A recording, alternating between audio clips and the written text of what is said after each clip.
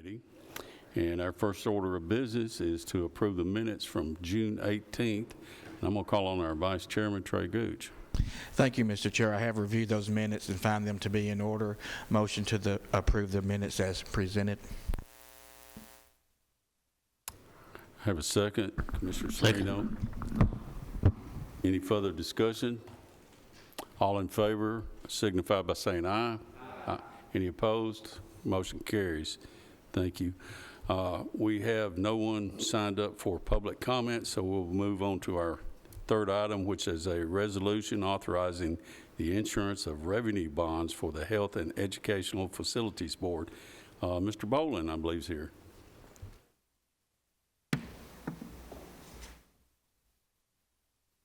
Welcome, Simon.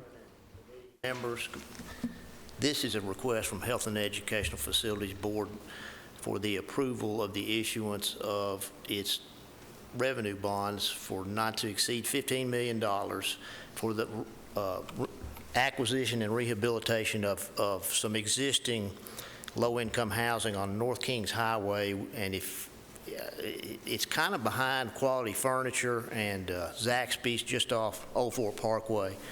They've been there since 1979. They're a little careworn at this point. The developer proposes to spend about $77,000 per unit for the interior and exterior renovation. The property will continue to be rent controlled, for lack of a better word, and that's closely monitored by both the THDA and IRS. So there's no chance of them not continuing to offer the units as low-income housing. The THDA approved the volume cap of $15 million. The Health and Ed Board has approved the request, of course, subject to the approval of the Commission. I guess the most important thing to remember or recall, I guess, is there is no liability to the county. There's no liability to any officer of the county. There's no liability to the board. There's no liability to the officers or members of the board. This is strictly conduit financing, and we're the issuer. Otherwise, we have no obligations. And that's about as straightforward as it gets, but I'll be happy to answer any questions if you have any. Mr. Chairman, could you give us just a sense? I think this is the first time the Health and Education Facilities Board's come up since I've been on the commission. A couple of years. Yes, sir. Could you provide just a little bit of kind of what the relationships are and kind of the function and how this works? But the relations between the board and... Sure, between the county commission and the board and any other related entities. Well, for purposes of this kind of project, they're routinely run through the Health and Educational Facilities Commission, which has been, it predates me, but my recollection is that it was created back in the 70s. And there's a lot of overlap between Health and Ed and the IDB. The membership is the same, but they're different discrete statutes, and they perform discrete functions. And so multifamily housing is typically handled by the Health and Ed Board. When the board was created, the resolution that authorized its creation said, if you've got revenue bonds that you want issued, you can approve them subject to the approval of the commission. And so any time that we have these come up, which is, it has been more than a couple of years. I think the last time we had one was maybe 2017, something like that. But anytime there is a request, if we deem it a good project, we approve it subject to the approval of the commission. Okay, and what is it spent on, just to be really clear? Yes, sir. It's the funds are used to acquire the property, and in this kind of financing, it's almost always existing low-income housing, and periodically they get run down and they need to be renovated, and so the funds are expended for the acquisition of the property and the rehabilitation or renovation of the property. There's some miscellaneous small percent of soft costs that is built in, but it's pretty tightly controlled by THDA. Okay, so it's acquired from third parties, Yes. and then this financing is used to improve it, and then it's rented to... Also, again, low-income housing residents, and they're different forms that takes, but this property has always been subject to a HAP contract, which is just, everybody knows that as Section 8 housing. And so both the IRS and THDA very tightly control what you can and can't do, and reports are annually filed, and there's even a land use restriction agreement that controls what can and can't be done. So it's not a situation where the developer can get a bunch of money and then turn it into something else, a condominium. So this is basically on behalf of a developer, it's tax advantage, Section 8, for example, financing of that property. Correct. Okay, and do we have the info on the developers and all that stuff somewhere, or is that, I'm just trying to see from our due diligence perspective. Sure, I understand.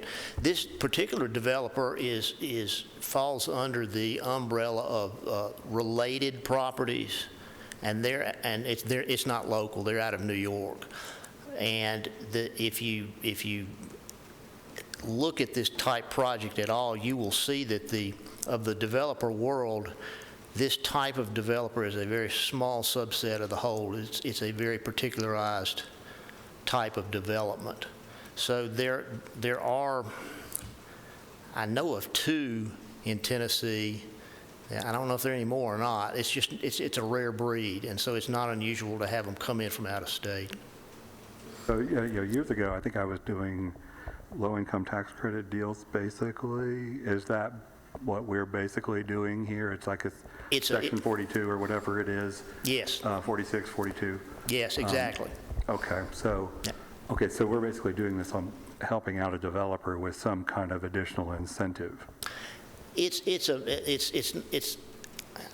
wouldn't look at it as an incentive per se. It's just a pretty much necessary means of making the numbers work on the project. And when you have a revenue bond issue for low-income housing, there is a low-income housing tax credit component to it. It's ancillary to what's being requested tonight, but the funds that the developer the board gets and then lends to the developer is without recourse. There's no liability to us at all. It's simply a means of allowing a developer to offer affordable housing to Rutherford County citizens. Okay, and the cost to the county, is there a cost to the county? No. Is the tax base reduced? Is there anything along those lines? Property tax base? No. Now, what typically happens is that there's a freeze for a period of time and it's not always a freeze, and that's probably not a right word, but no, there's not any tax revenue that's being lost, that nothing's being taken away from the county, if that makes sense. And your understanding of why we have to approve this is as simple as statutory requirement, or is it? No, it's not a statutory requirement. It was a requirement of this commission way back when the board was created, and it varies from county to county. And who's the developer? Well, it's under the umbrella of related properties, but you have a lot of different entities that all fall under a developer umbrella, and so there is a particular entity, and I can't even remember the name of the entity, but this particular owner developer is named Midtown Estates Preservation LP, but there's always going to be a unique entity to own a particular project. So that doesn't Where that falls in the related umbrella, that's, who knows? I can't tell you that. So related is a large New York financing company or something along those lines. Is that what you're saying? Well, it is a developer that lives in the low-income housing field. I mean, that's what they do. It's unusual. I've never seen it, and so I think it would be highly unusual to have a developer do both. And this type financing is very unique, and it's hard for. You have to be very specialized and know what you're doing in order to do this, and that's not something that a traditional developer would know.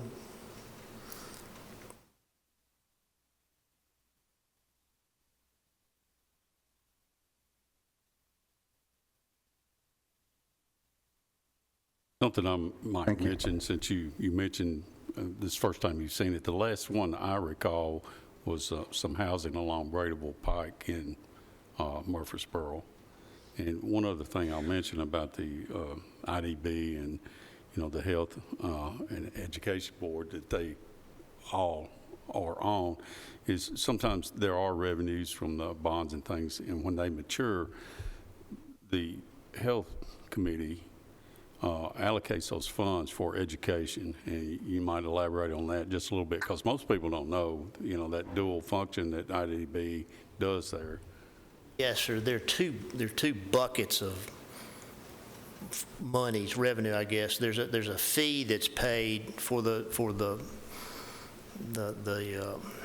privilege of issuing the bonds, and then there's an annual fee for the first 10 years, but that's not a large amount of money. But so that little bit does go. It goes to the county, but I wouldn't say it was a huge amount of money. But on the flip side of that is there's no cost to the county. There's no cost to the board, for that matter, at all, or no cost for me. Okay, you've heard the explanation there. I hear a motion or further questions. Chairman Phillips. Thank you. The housing right now, the apartments, they're privately owned, correct? Always, but they're always subject to these restrictions, land use restriction agreement, and the HAP contract with the Housing and Urban Development people. So even when if this is approved, it's still going to be a private owner. It's just going to be another private owner, but it's still going to be subject to those pretty stringent restrictions about making it available to low-income housing families. Any danger, or is there any way that the makeup of the ownership could affect the county in some way in the future as it relates to the appraisal of that property being at a lesser rate or any of those kind of things? No, sir. We don't have any control, nor does the developer have any control over how the property is valued. So the evaluation of the appraisal of that property in the future will kind of mirror what's happened in the past? Yes, in the sense that it's the same type property, but since they're going to put $15 million into it, it's going to be presumably going to go up in value because of the improvements that they do to the property. Okay. No negative impacts on the county and no negative impacts on the city of Murfreesboro either? No, sir. Okay. We've heard many times over the last few years about affordable housing, and this is probably just exactly what parts, especially like in the city of Murfreesboro, probably need. So I appreciate your input. Thank you. Any further questions for Mr. Boland? Mr. Chairman, I move for approval. I have a motion to approve. Second, Commissioner Piercy. Any further discussion? Mark, call roll on this one. Commissioner Gooch? Yes. Commissioner Harris? Yes. Commissioner Irvin? Yes. Commissioner Johnson? Yes. Commissioner Piercy? Yes. Commissioner Srinial? Yes. Commissioner P? Motion carries. Okay, next up is our investment report from Mr. Beatty.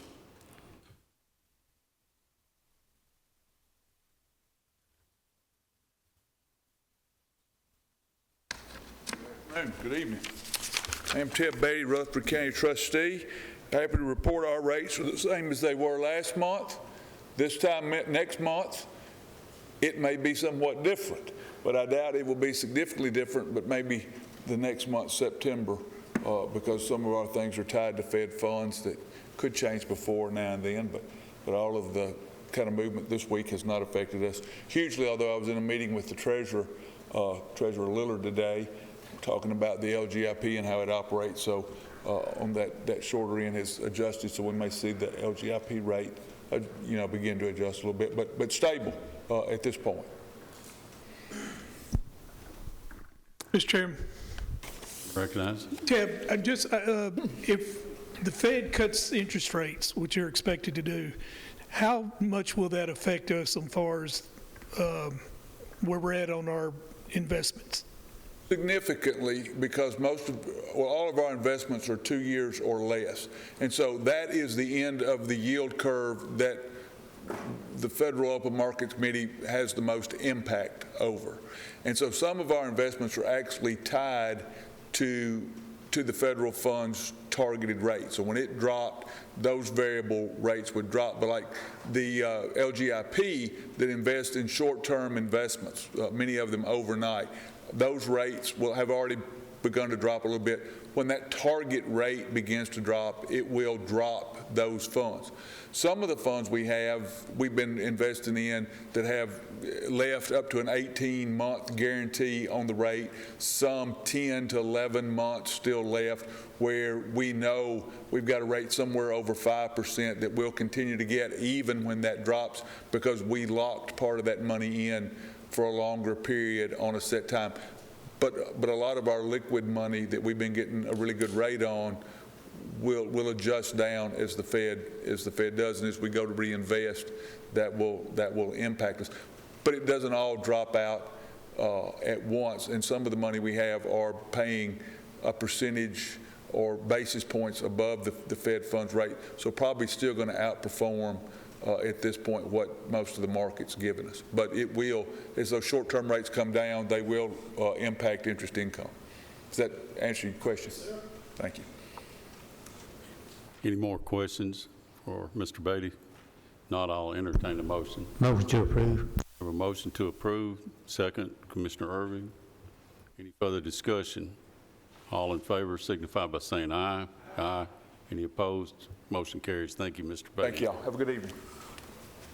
Okay, item 5 is our fund condition report. Michael?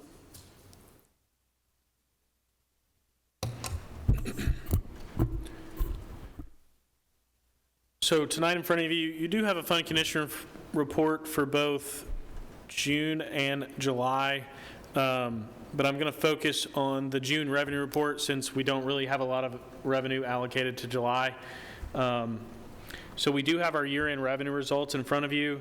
A couple things I will note is that the county side of sales tax did come back positive. We had been negative most of the year, so I think that's a good news. And also our hotel motel tax recovered, which was down for a lot of the year, and that recovered significantly over the last couple months. And then one other thing to note is the property tax collections are almost 1% below what they were previous years, and that's because with interest rates as high as they are, we've stopped collecting. We are only collecting the undisputed portion in the trustee's office, and so that will tick up over time. It'll just trickle in as those appeals are exhausted. But as you can see, our revenue came in healthy for the year for all of our budgeted funds there. And with that, that's all I have. Take any questions? Any questions for Finance Director? Hearing none, I will entertain a motion. Motion to approve and a second. Further discussion? All in favor signify by saying aye. Aye. Any opposed? Motion carries. Thank you, Michael. Item number 6, risk management, financial report. Ed?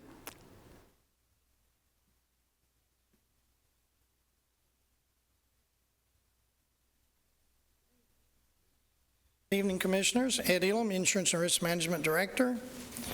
So, starting off with your 264 fund. The July numbers and the fiscal year numbers will be the same. So for the month of July, you had $1,712,433 in revenue. Expenses, $2,149,917. Revenue less expenditures, a negative $437,483. And your calendar year for 2024 totals, for revenue, $13,311,893.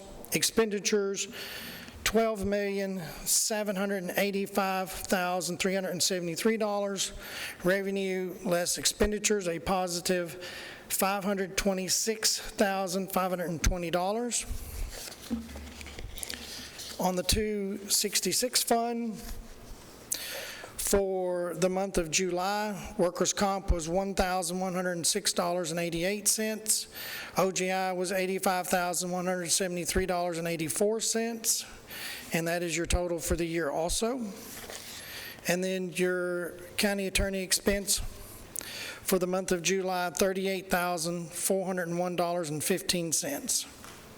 And that concludes my report, Mr. Chairman. Okay, you've heard the report.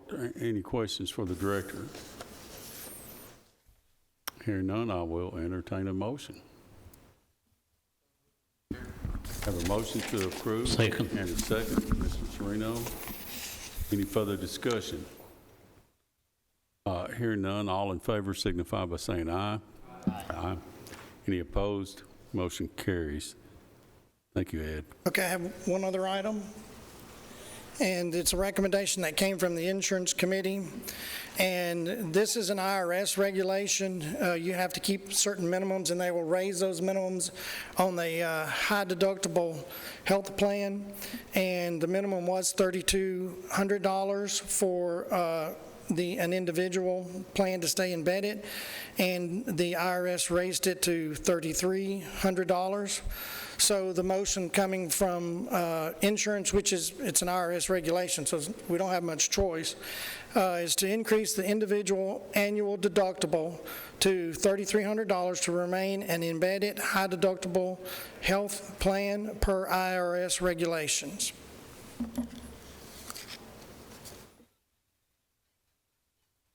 Any questions for the director? How is that going to affect any individual that's under any of our plans? Is that? Well, this is an IRS, and they're increasing it $100, so their deductible in the high deductible health plan will go up from 32 to 33. Is what their deductible will be. Any further questions for the director? Does this have any impact on the county's cost? Actually, you know, it's minuscule, but you should see a little bit, because the individual will be in the high deductible health plan will be paying an extra $100 towards their deductible instead of the county paying it. So there's some kind of, in the plan, there's some kind of automatic adjustment. Yeah, I mean, and how does that fit in to the budget per se? I mean, I figure it's a net positive, so I guess it wouldn't matter, but. Yeah, I think it's, and I'm pulling this from off the top of my head, but I think it's like $20,000, 21 something, you know. I was going to say it's very minuscule one way or the other based on as large as our Fund 264 is.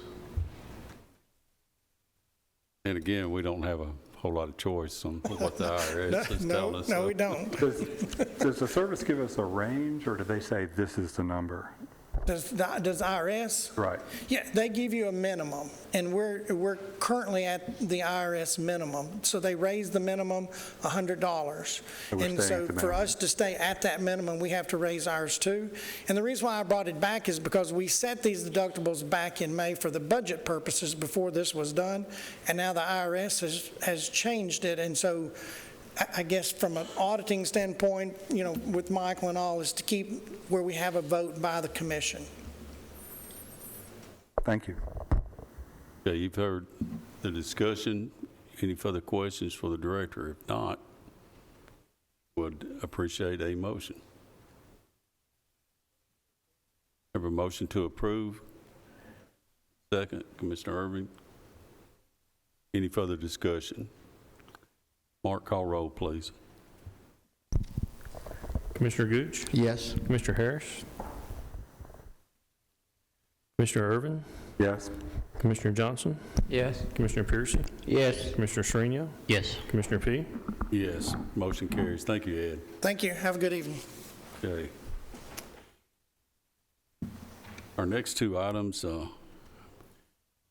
Chief Spence, I think, is coming up to help us out. Item 8 is an application for the State of Tennessee Correctional Institution grant, which is a no match. Good evening. I'm Steve Spence, the Deputy Chief at the Sheriff's Office. We're requesting to apply for the financial year 24 State of Tennessee Corrections Institute Training Grant for $15,000. There is no match. This would be the third year we've applied for it. If approved, we request Mayor Carr to be able to accept and sign. I have a motion and a second. Commissioner Gooch. Any further discussion? Call roll, please. Commissioner Gooch? Yes. Commissioner Irvin? Yes. Commissioner Johnson? Yes. Commissioner Piercy? Yes. Commissioner Sereno? Yes. Commissioner P? Yes, motion carries. Item 9. Yes, sir. We're requesting to apply for funding from Christy-Houston Foundation to purchase 147 automatic external defibrillators. These would be for the Sheriff's Office, Emergency Management Agency, and the County Fire. The total is $336,674.90. Excuse me. There is a 50% match. The county's portion would be $168,337.45. Something I want to mention, this has not gone through Health and Ed, but the reason it hadn't is they were not aware of the availability of this grant, and the AED devices can be critical. These are going to the jail, into patrol cars, into EMS and fire vehicles. So, our first responders will have these in hand in case somebody, basically they're coding out and potential to save a life. But anyway, this is an application only. This is not approval. If they get it, then it would come back to us. Mr. Irvin? Is this a tool they do not have now? Yes, we got rid of ours years ago because they weren't durable enough to hold up in the cars due to the weather. So these have put us back having AEDs in our patrol cars and in the jail. And then County Fire is going to add to their inventory they already have. And we'd be uniform across the board. Everybody would have the same AEDs in the county. I make the motion for them to apply. Okay, I have a motion. Let me see if we get a second, and then I got a second. Commissioner Irvin, you're recognized. A couple questions. Where is the 168 expected to come from? And number 2, is this enough to reasonably satisfy the needs as identified by the chairman? We're looking at the unassigned fund balance. If we get approved through Christy-Houston, if we bring it back. Okay, but I mean, About 140 something units. Yes, sir. With training and extra pads, extra batteries is included in this price. I know, and is that, have we done an assessment how many we need? Do we need 140? Do we need 160? 147. No, I know how many we're applying for, Okay. But is there a need for additional ones? No, sir. Okay. Not this time. Okay. Yes. And otherwise, okay, thank you. Just so you know, I think all our schools have these devices. I believe there's probably one here in this courthouse, if I'm not mistaken. Yes, sir. But anyway, they're known to save lives. But as far as the financing goes, that that's something we'd have to look at, and he's correct, it'd probably come out of ending fund balance, and unless Michael's got another rabbit we can pull out of a hat, but This body did set aside $100,000 for matching grants as part of the budget process, so if you wanted to use that, you could use that piece. Obviously, it would use all of that, plus some out of fund balance, but that would be an option if you wanted to use that. and again, that's if the grant's approved, so. Mark, have we got a motion on this? We got a motion. Okay, we have a motion and a second. Any further discussion? Thank you. So the grant is Christy-Houston, Yes, sir. and so we're making the application to Christy-Houston. Yes, sir. I don't see them saying no, but Yeah, we met with them Tuesday to find out the protocol and determine what the percentage was, and that's why we're delayed on going through the public safety, so. Which this will go back to public safety, but we'd have missed out on being able to apply if we hadn't brought them in tonight. So that's why I don't usually do that without going back to public safety, but I wanted to explain that. Yes, sir. Any other discussion or questions? Hearing none, call roll, please. Commissioner Gooch? yes. Commissioner Irvin? Yes. Commissioner Johnson? Yes. Commissioner Piercy? Yes. Commissioner Srinial? Yes. Commissioner P? Yes. Motion Thank you. Have a carries. good evening. Thank you. Item 10, General Fund Budget Amendment for Security Services.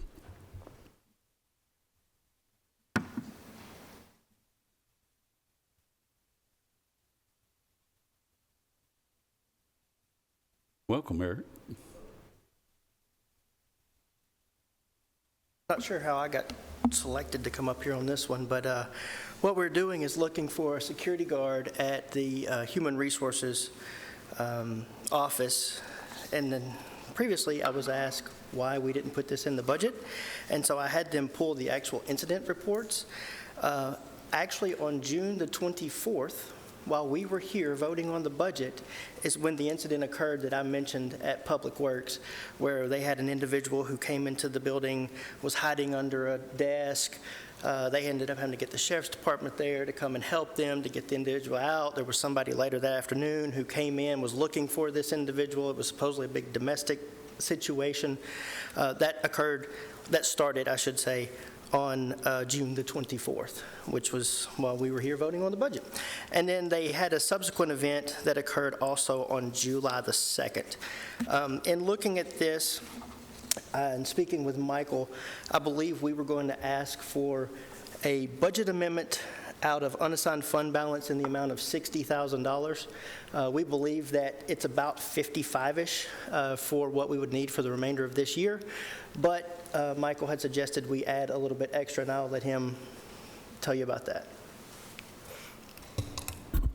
Every once in a while, there'll be some type of overtime cost or something like that, and it helps me when we do the budget to do nice round numbers.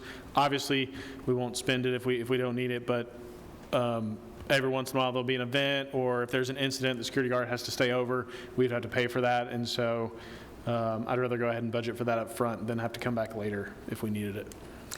And I guess I neglected to say one thing. This would provide security services at the building from 7:30 a.m. to 4:30 p.m., Monday through Friday. And what is the total cost for a year of this service? The estimate's right about $60,000. For the whole year? That's correct. Is that less expensive than a deputy would do it? It is less expensive if you run all the cost of the benefits and the training. That answer would be yes. Is the security needed around the clock every day? I would let Sonia address that issue since it's her building.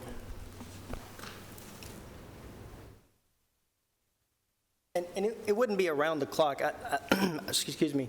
It'd be from 7:30 a.m. to 4:30 p.m. So he would get there just a few minutes before the employees would get there, and then he would leave at the time the employees were leaving. So that would be the time frames Monday through Friday. But it's counted as a full business day? Yes, sir. That's what I was referring to. Yes, sir.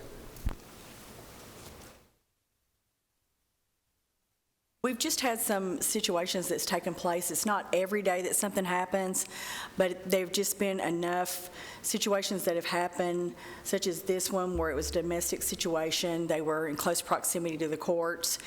We had issues in the building prior to the judicial building being built on that property, because it used to be like that strip mall that was behind us in a parking lot. But we tend to have more people coming through the building now than we did in the past, and unfortunately, due to the homeless population growing in the downtown area, we find that that's happening. Individuals are coming into our building more frequently for things, and it's just created a situation where some of our employees have felt unsafe. One of my employees has been blocked in her office a couple of times and wasn't allowed to leave. They kept her and was just talking to her about different things, and we never know, who these people are or when they're going to come into our offices to do that. And she was actually on the side of the office with me, but I was out at a meeting, and she was in there by herself. And so nobody knew that this gentleman was in the room with her. That's happened on more than one occasion to her and myself. I had one guy came in one day, and I was just sitting there working at my desk, and he just came up and walked in and sat down at my desk, and he goes, "This was really easy to get into your office." And so there have been things that have happened that have put us a little bit uncomfortable and a little fearful, and we just felt like it was necessary to request some additional assistance. Any other questions from the committee? I've got one. Go ahead, Commissioner Gooch.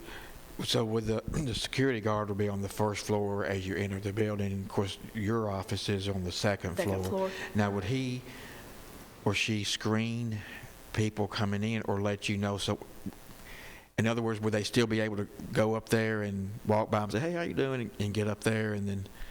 I don't know that we've established.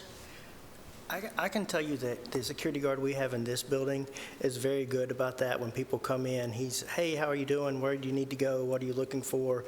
And so he's always checking with folks and making sure they're going to the right place and that kind of thing. So I would assume it's the same company as the security guard we have for this building.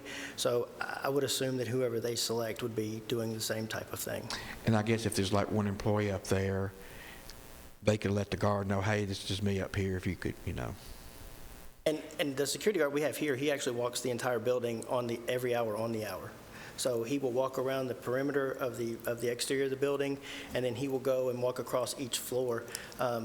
He actually has little spots he has to check in every hour on the hour as part of his duty. And so that would be the same thing with you? Okay.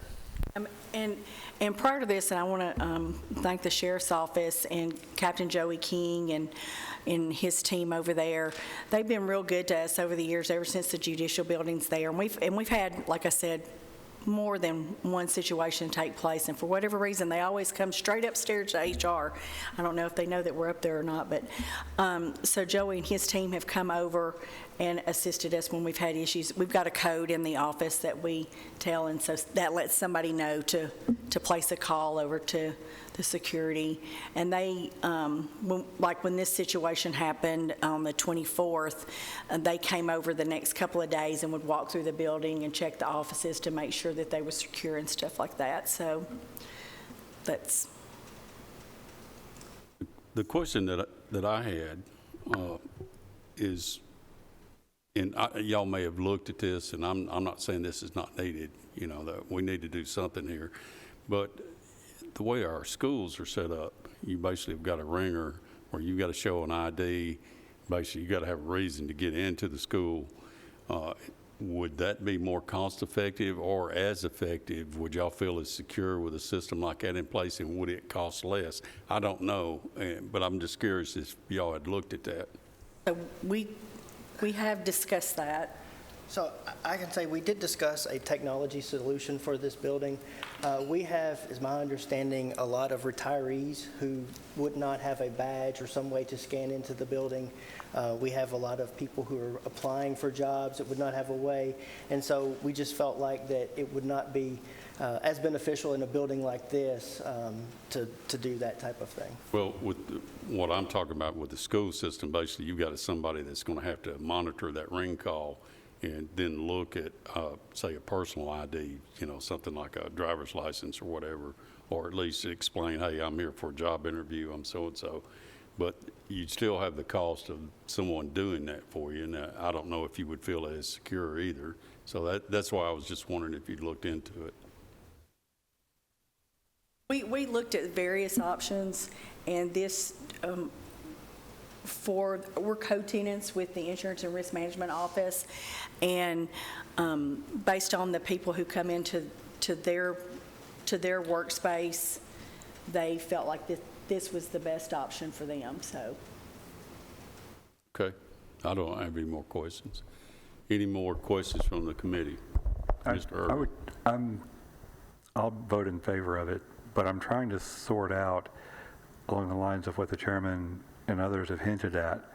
There might be a more cost-effective way to do it, so I'm okay with doing it. I'm okay for a year, but I would encourage you to maybe take a look at a technology solution, because this 60,000, that's a lot for, I'm not sure, for a couple incidents. Now, granted, in property management, I think we heard that there might have been others, but I'm not sure it still justifies a security guard. So, I would just encourage you over the next year to try to sort out a less expensive, if possible, alternative. Okay. Okay, you've heard the proposal. Any further questions? Well, just a comment, Commissioner Irvin. I think from what I'm hearing that a lot of it is a peace of mind that they're over there. There's not a lot of employees on the second floor at different times. And when I hear that employees, especially the females, are uncomfortable, I think that's a little bit concerning to me. And so, yes, you can please go try to look at other alternatives. But just to kind of answer your question, I think to have a guard there is a peace of mind issue myself. And I think worth, a little bit more than. How many county buildings have security guards? I'm just curious. I know. Two. Two? One in The jail, obviously, I guess, but well, aside from the jail. Minus the public safety buildings, which are obviously staffed by the sheriff's office or the correctional work center, those types of things. The courthouse here has one, and I believe the county clerk's office has one, three, I'm sorry.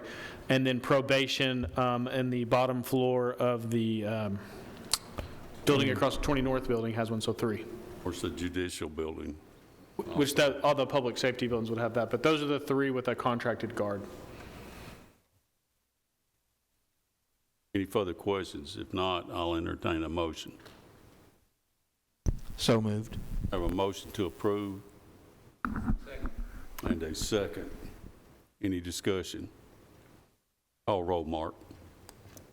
Commissioner Gooch? Yes. Commissioner Irvin? Yes. Commissioner Johnson? Yes. Commissioner Commissioner Peersey? Yes. Commissioner Shrinion? Yes. Commissioner P? Yes. Motion carries. Thank you, Eric. And Sonia. Item 11, an application for the Tennessee State Museum grant. And this is also something that we got late, but talking to Mr. Lodell, who unfortunately is not going to be with us tonight, we decided to bring this forward so we didn't miss out on the opportunity to get this money. Yeah, my name is James Reisinger. I'm the records manager at the archives. John Lodell is requesting to apply for the Tennessee State Museum grant to purchase suitable storage shelving for the museum artifacts that are currently not on display. This grant does not require matching, and the amount is for $20,000. Any questions?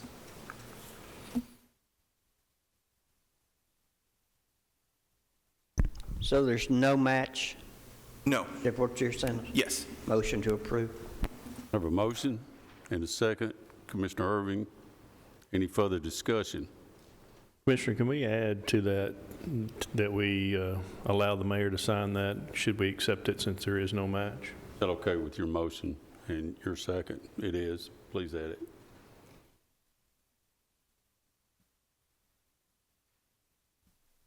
Go ahead, call roll.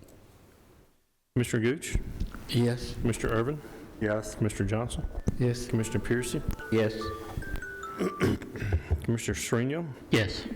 Commissioner P? Yes, motion carries. Thank you. Thank you, Jim. All right, item 12, LaVergne Convenience Center financing. And let's see, Eric, you come. We're going to keep you busy tonight, looks like. All right. So this was brought to Public Works the other day. I don't know if y'all are familiar or not with the Sand Hill Convenience Center. It is located on property that is owned by the city of LaVergne. The city of LaVergne needs that property to expand some of their own facilities that they have adjacent to that property. And so we have looked around for additional locations. At Public Works, I think it was brought to the attention that there was a possibility of a site at Stones River Road. We have since received confirmation from Mayor Cole that that site would not be available. So we would, the only site that we have identified currently and what we would like to do is the LaVergne Middle School site. It's the LaSalle Gingham area of that. It's actually in the back corner. There would be a roughly 200-foot buffer between this convenience center and the schools. I have spoke to Trey Lee in regards to this, if there was any future use for this property, and he said that the way I understood it was there was a possibility at some point in time that there could have been a 9th grade academy placed here, but that is not currently in their 5-year plan, and they do not have a 9th grade academy anywhere within the system in the county. So that was what I had found out. We had asked that there was a convenience center that was going to be built at 6000 Landfill Road, and that was put on hold. And so what we had asked would be to move the funds, and Michael, please correct me if I'm not saying this appropriately, but we would like to move the 6000 Landfill Road project to the LaVergne site and any funds that are available for that. I think that pretty well explains it. This came out to Public Works the other night, and the vote was to send it to budget to let us investigate funding instead of just, saying, hey, we're going to take this funding from this location, move it over here. So anyway, that's why we're looking at it. Michael, what options have we got available? Right now, there's currently a little over $1.5 million that was allocated for the Walter Hill Convenience Center, and I believe the Solid Waste Department, the Mayor's Office, is requesting that be reallocated to construct a new LaVergne Convenience Center. Mr. Chairman, I'm going to recognize Commissioner Piercy first. He had nodded at me. Excuse me. This would be a question for our finance director. Are there funds anywhere else we can use for this based on the fact this money will have to be put right back because quick as they widen the road, the way I understand it, Mayor Carr wants to go ahead and move our convenience center that's on Jefferson Pike up to where we were going to put it originally, and we'll just be back fishing for the money again.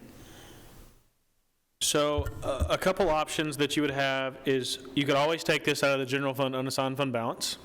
That's one option. Another option would be that you, if you wanted to do the LaVergne Convenience Center, that you go ahead and move this 1.5 and that you use leftover money from the transfer station bond proceeds to go towards that convenience center in Walter Hill to replace it. Or if you went ahead and moved this money, you could then come out of fund balance when the Walter Hill site was ready, if you didn't have proceeds left over from that transfer station bond issue. Those would be a couple of options there.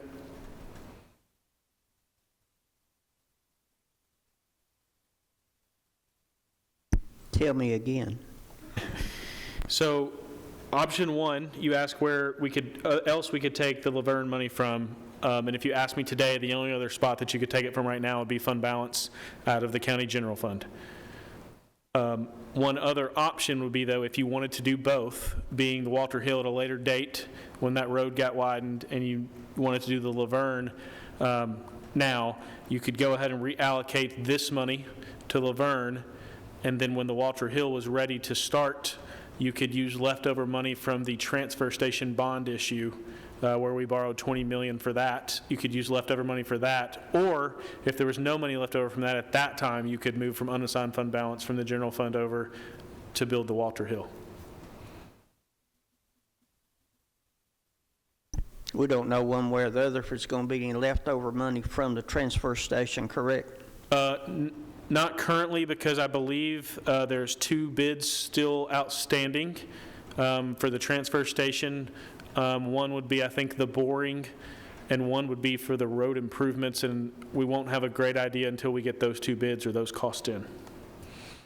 So if we go, if we go ahead and move the money from the Walter Hill site to LaVergne, now, don't get me wrong, I'm not against what you're wanting to do in LaVergne. If we move it now and then come back to the general fund when we get ready to do the Walter Hill site and take it out of the general fund, right? Or out of the solid waste fund balance, whichever one at the time, but yes, out of a fund balance, yes. What's the difference in taking the LaVergne project out of the general fund tonight? I would always advocate for spending unassigned fund balance last because that gives this body maximum flexibility.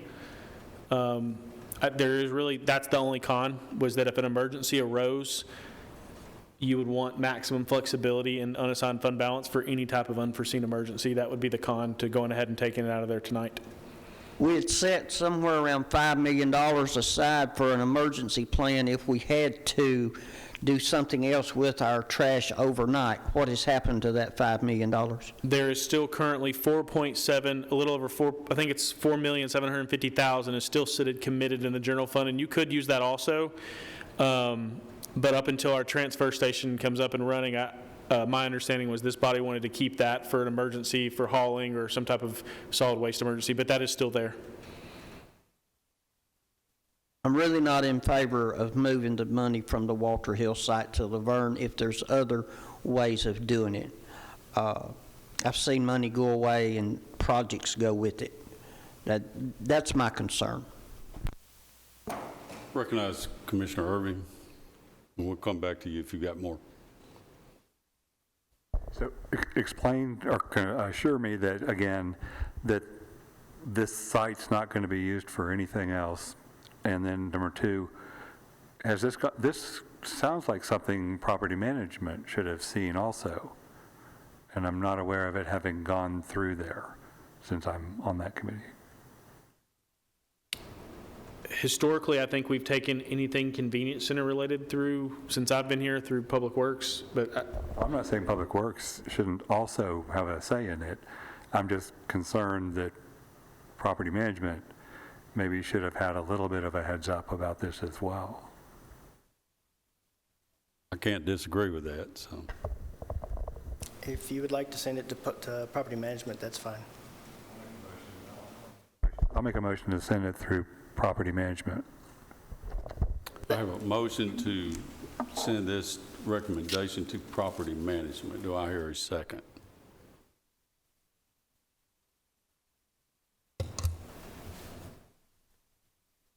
Motion dies for lack of a second. Commissioner Irvin, you want to continue? Anything else? And you were going to assure me again that this land wouldn't be needed for some other purpose as it gets moved around?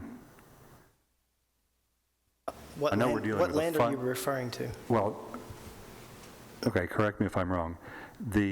We're moving this over here to a new location. Correct. And that's requiring additional money? Well, currently, we have the project assigned to 6,000 Landfill Road in Walter Hill. That project was put on hold, and according to Michael, what we needed to do was transfer that project to the LaVergne site so that we could proceed forward at the LaVergne site. Transfer if you want to proceed with, that was my recommendation for the quickest option, if you wanted to proceed with moving the LaVergne site for funding. That was my recommendation for funding.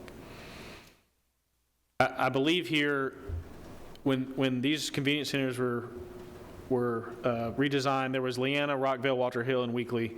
But at the time, I don't believe that LaVergne had contacted the mayor's office to say, hey, you need to vacate our property and move your convenience center. And I believe that has since happened. And so the mayor's office approached me with where they could come up with funding to build a new convenience center in LaVergne. And so one of the quickest ways, since we're not ready to build Walter Hill, my recommendation was you could move the funding that's already there for Walter Hill to LaVergne. But the other option would be if you wanted to construct a new LaVergne Convenience Center, you would have to take it out of a fund balance, out of either the solid waste fund or out of the general fund. Basically, we're here to look at funding. He really doesn't have a dog in that hunt as far as where this location is going to be. And I think that was part of your question. You know, I was just trying to understand a little bit more. One thing I wanted to interject in the question that I have, you know, there's 1.5 million in this particular line item for the Walter Hill site. Well, what bothers me about that money there is I'm not sure. I asked Michael, and he told me what the cost was on the Leanna, for instance, was, what, 1.6, somewhere in there, Michael? If we got 1.5, the Leanna project, we own the land, but we had to buy all this equipment.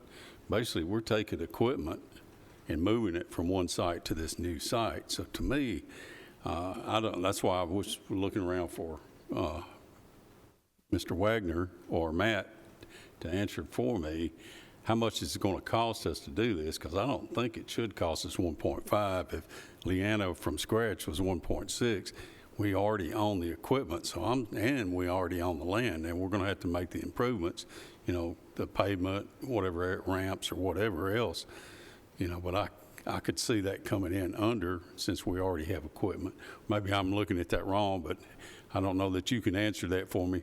I can't, because without getting some site work done and some things done first, preliminarily, we won't have a proposal to base it off of. So the idea is to get the money transferred over, if that's what the will of this body, and then get somebody out there to do the site works, to get the proposals for the construction.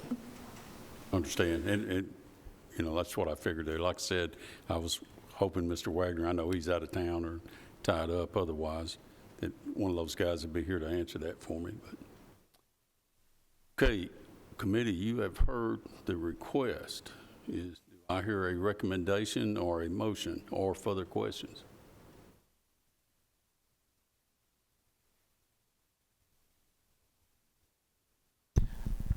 Commissioner Pierce, you voted for this in Public Works?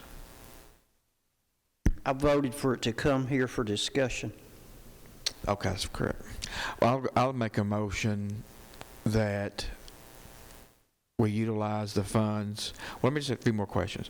So LaVergne is basically needing the land back that we have our current convenience center on. That's correct? Correct. Okay, is there a timeline on that? The conversation I had with Jason Cole, it's my understanding they are working on putting together a one-year lease, and they would like for us to be gone at the end of that lease. So about 12 more months. Okay, I'll make a motion that we... Now, I will say, I'm sorry to interrupt. I'm not trying to disparage LaVergne. Mayor Cole did say that if we were building and things had happened and we were running behind schedule or something like that, that they would work with us. But they would ideally like us to be gone within a year. Understood. So I'll make a motion that we move the money from the Walter Hill project to the new LaVergne project, and any leftover money from the LaVergne project go straight back to the Walter Hill project. Okay, I have a motion. Do I hear a second? I can second. Okay, I have a second. Discussion.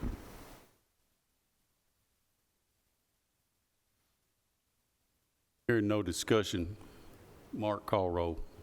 Commissioner Gooch, Yes. Commissioner Irvin, Yes. Commissioner Johnson, Yeah. Commissioner Piercy, No. Commissioner Shrino, Yes. Commissioner P. I'll say no on this one.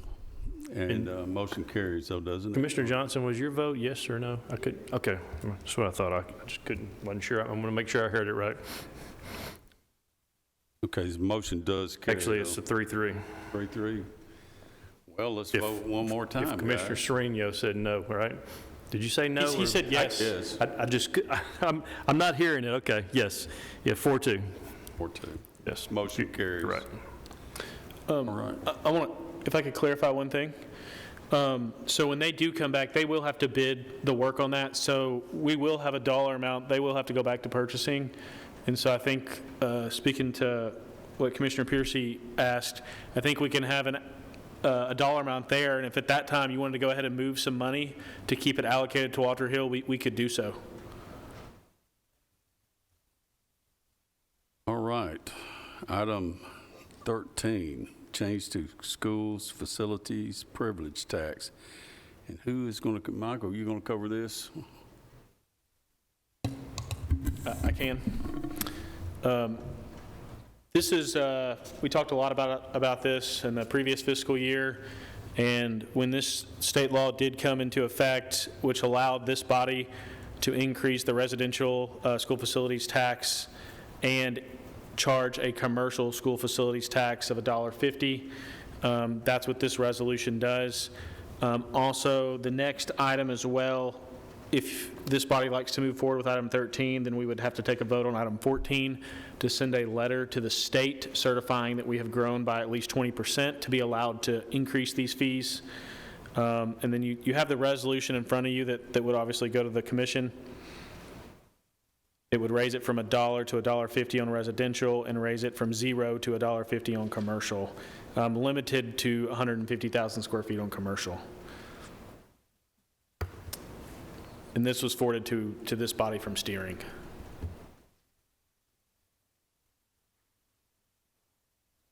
On the part where you have to send a letter in that you have raised, your growth has been 20%, what if it's not after we start this and our growth is 10%? That would be something that Nick is going to have to answer, but if I remember right, it's assessed every census. And then there's an option, let me pull this up, there is an option for, I believe, I want to make sure I'm reading this correctly. You have two options every 10 years. One would be the 20% increase, which was what we would qualify under now. The other would be a 9% or more increase in population over the immediately preceding consecutive 4-year period, according to a special census conducted at the county or city's expense. So that you would have an option to qualify under that 9% increase if you didn't, and I would have to defer to Nick if we would revert back to the dollar. At one point in time, that was my understanding, but I don't feel comfortable not being the county attorney opining on that officially. So we're not tied to a 20% increase every year? You are tied to that every year, and I believe you would go back to the dollar, but I would feel much more comfortable if Nick or Eric or somebody opined on that besides me.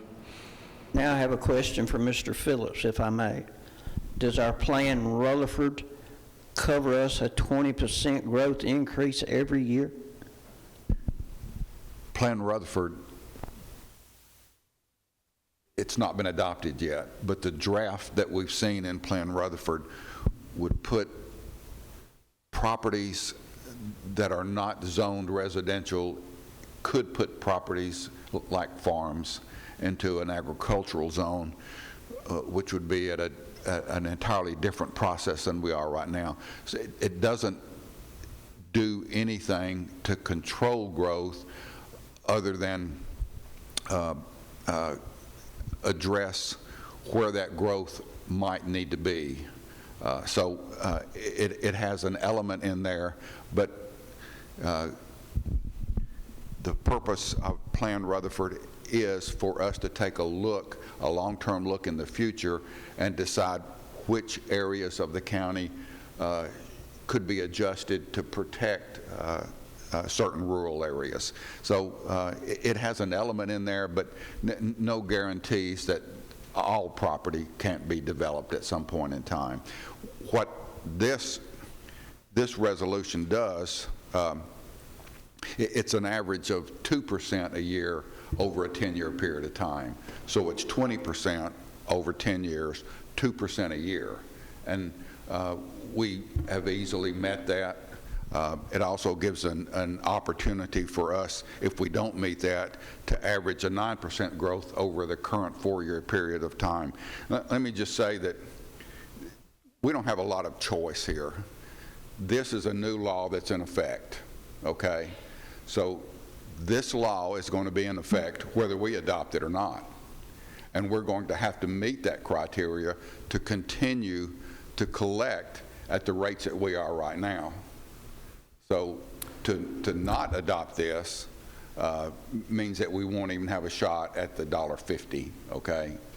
And that was the discussion that we had, Mr. Piercy, Commissioner Piercy, at a steering committee the other night. I see Mr. Harris is not here, but that's what we had at steering committee the other night is that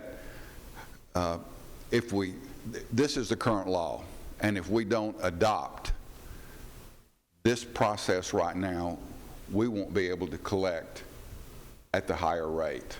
So it's really kind of a no-brainer. Whether we like this law or not, there was a lot of discussion as to what we thought about this law, and there wasn't a lot of positive feedback there, but it is what it is. This law, this current bill, absolutely replaces the language that's in the current law. So we have the opportunity to adopt the $1.50, and if we don't adopt it, then we still have to meet these current rates as it relates to collecting additional fees. So I guess what I'm trying to say is that if we want the additional money, we have to adopt this law, and the law is going to be in effect whether we adopt it or not. Michael? I'd like to add one thing. Regardless of what this vote is, the way I read the law and what we've planned for in the Building Codes Department is it's now going to be, it shall be collected at the end before the issuance of an occupancy permit, whereas now we collect most of it up front. So that is going into effect regardless of the vote of this. So just wanted to clarify that. Thank you. This is, and Plan Rutherford does not really address the rate of growth, but it addresses the areas that are more suitable for urban and rural growth. And it also it adds some protection in there for rural farmlands, those type of things. And if we don't adopt this, I'm not sure we can't collect the $1.50. Is that not right, Michael? We have to adopt this to be able to collect. I don't know that I'd feel comfortable saying we should or shouldn't without. I think that's more of a nit question. I believe that was discussed at steering. If someone else can help me with that, but I believe that's what was discussed at steering the other night. Is that right? Mr. Johnson, were you there, Commissioner? Only step in for a moment. That's my understanding, that if we do not approve this, then we would not have the option for that extra $1.50 and send a letter. Now, there was a lot of discussion about this legislation. There's things that we hope to get that we did not get, and that doesn't mean that we can't keep trying. But to me, it's kind of like you've got a hungry man out here, and he's offered a loaf of bread. Well, that's what he's asking for, but he's not going to get that. He's only going to get a half or a quarter of that. But is he going to go hungry just because he didn't get that whole loaf? I think that we need to opt in to this bill, whether we really like the legislation or not. I worry about the strings that are attached to it. You know, I worry about the growth. We have tremendous growth, and that's why we need these funds. You know, whether we're going to maintain that, the problem is percentages. You know, I don't know how many of you are up on your math, but you get to a certain percentage to maintain 20, it's a whole lot more numbers to maintain that 20% as you get a higher number. That's the problem that I've got with this legislation myself, but I would advocate that we do sign on to it. The thought, I think, here is that high-growth counties, there's only a couple of counties, a few counties in the whole state that's going to qualify for that. We are one of them right now. But if those rates, those growth rates fall below those percentages, we'll revert back to the dollar that, or dollar, whatever it is, a dollar that we have right now. And I also think that if we don't grow at those higher rates, probably the cost of growth won't be as high either, Commissioner Pierce. We won't have to build as many schools and those type of things. So what this allows us to do is collect more money, more funds, and it creates a new stream of revenue as it relates to industrial or commercial. So I think that no matter how we feel about this, for us not to adopt it is going to cost us money.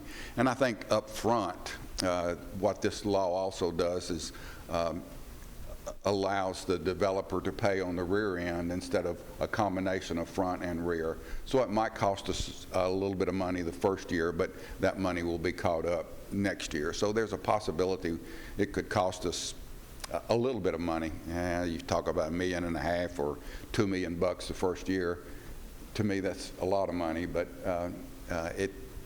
it allows the developer to pay on the back end instead of on the front end. So it could end up costing us a little bit of money this year.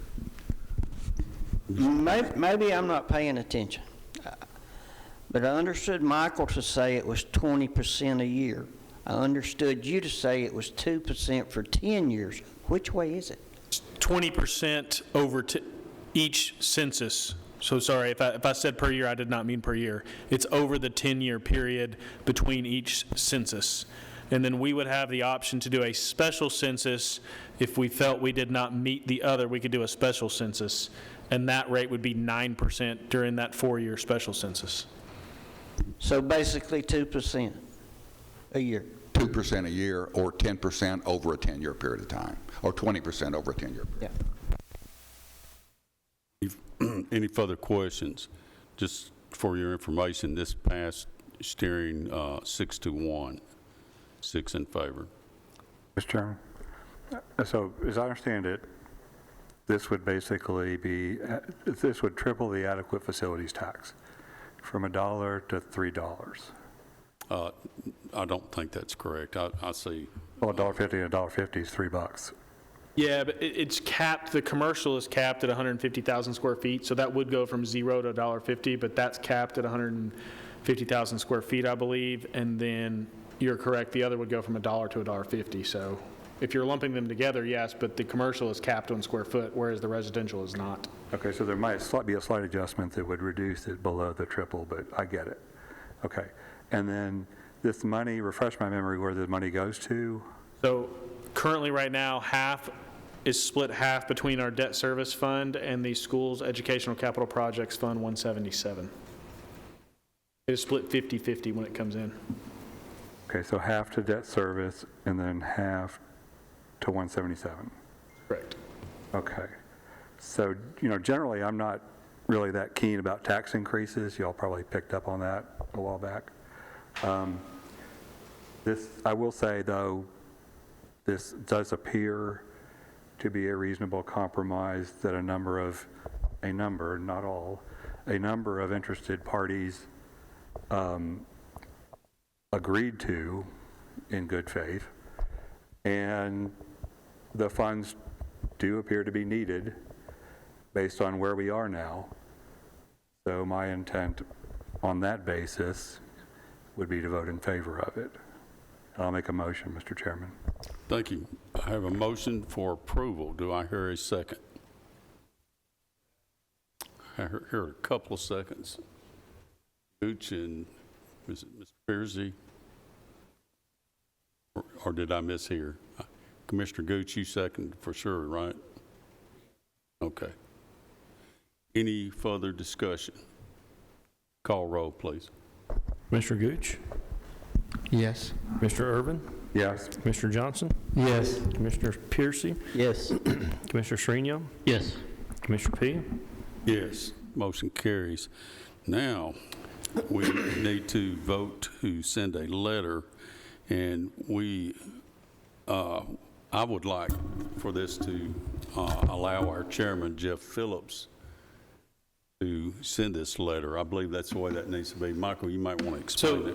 We do have to take a separate vote to send a letter to the State Comptroller's Office, and then it is mine and Nick's recommendation that y'all would authorize the County Commission Chairman to sign and submit this letter. If y'all wish to make a motion, if y'all could attach that piece on. So moved. Okay, I have a motion. Second. Second, Commissioner Sereno. Any further discussion? All in favor signify by saying aye. Aye. Any opposed? Motion carries. All right, that brings us down to item 15, a general fund budget amendment for Rutherford Opioid Board. Michael? This amendment comes from our opioid board that met yesterday. And this amendment includes $16,615 to the Rutherford County Schools for their HOPE curriculum. This is similar to what was done last year in partnership with Rutherford County Schools. Also, this includes $115,509 for Doors of Hope for the reimbursement of staff and some programming. It also includes $76,978 for the Child Advocacy Center for the reimbursement of their Drug Endangered Child Coordinator, and $96,000 for Greenhouse Ministries for the reimbursement of their Living University program. And then the Rutherford County Opioid Board also approved $5,000 for targeted social media ads. And also at a previous meeting, the Rutherford County Opioid Board approved a scholarship program where a student designs a billboard. And at their past meeting, they did award that scholarship for $500. So that is also a part of this budget amendment. Okay, you've heard the explanation. Of course, this is money that's coming from the opioid funds. It's not pulling money directly out of the county's budgets. Do I hear any questions? I am on the board, so Mike can help you with some of them. If not, be happy to entertain a motion. I have a motion to approve. Second, Commissioner Johnson. Any discussion? Call roll, Mark. Commissioner Gooch? Yes. Commissioner Irvin? Yes. Commissioner Johnson? Yes, sir. Commissioner Piercy? Yes. Commissioner Srinion? Yes. Commissioner P? Yes, motion carries. Brings us down to other business. There is no other business. We are adjourned.